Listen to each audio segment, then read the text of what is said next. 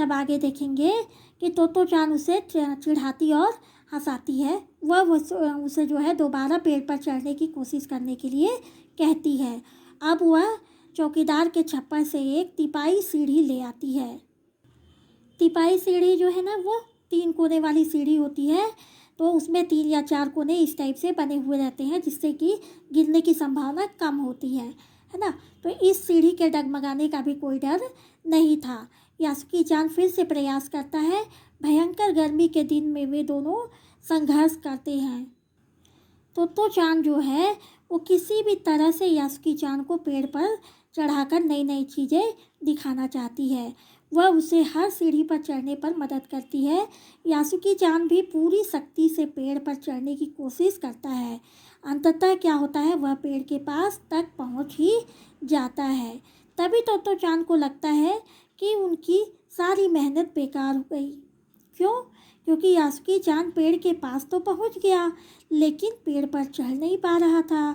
तोतो चान उसे पेड़ का सहारा लेकर लेटने के लिए कहती है। वह उसे पेड़ की ओर पूरी शक्ति से खींचती है। फिर क्या होता है कि यह जो है खतरे से भरा काम था, क्योंकि उस पेड़ के किनारे जो है लेटना और उसके बाद ऊपर कोई व्यक्ति अगर खड़ा है उसे खींच रहा है, तो ये बहुत बड़ा खतरे का काम होता है।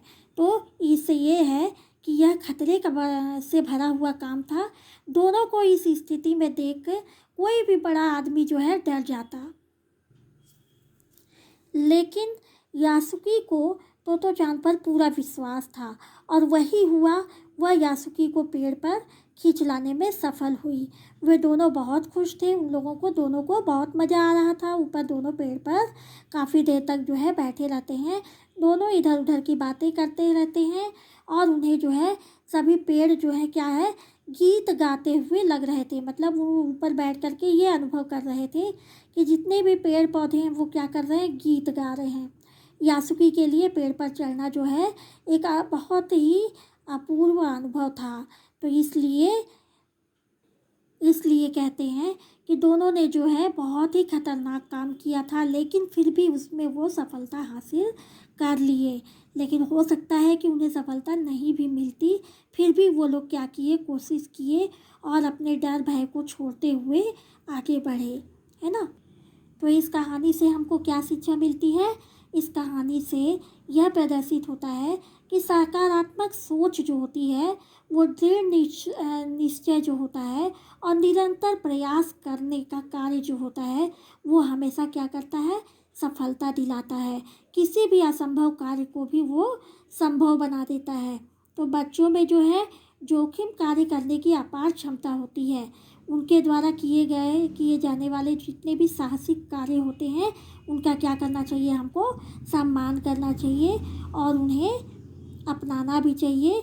क्योंकि कठिन परिश्रम जब कोई करता है तो उसे सफलता हासिल होती ही है। तो धैर्य और साहस के साथ क्या करते हैं, हर कार्य को करना चाहिए, जिससे कि आपको सफलता ज़रूर मिलेगी। और सफलता पाने के लिए अगर हम एक बार असफल होते हैं तो भी हमको उसका प्रयास करना चाहिए। कहने का मतलब है कि वो विकलांग बच्चे थे ना, एक जो है सही थी, एक लड़की थी वो जो है थोड़ी सही थी, लेकिन एक बालक जो है वो क्या था, पोलियो ग्रसित था। लेकिन फिर भी उन्होंने क्या किया, हार नहीं माना और उस लड़की ने उसे चढ़ा करके पेड़ पर सब कुछ अनुभव कराना चाहा जो वो अनुभव करती थी। उसको यासुकी को भी अनुभव कराना चाहती थी और इसलिए उसने क्या किया, वही कार्य किया जो वो करना चाहती थी और धीरे धीरे जो है उसको सफलता हासिल हो जाती है।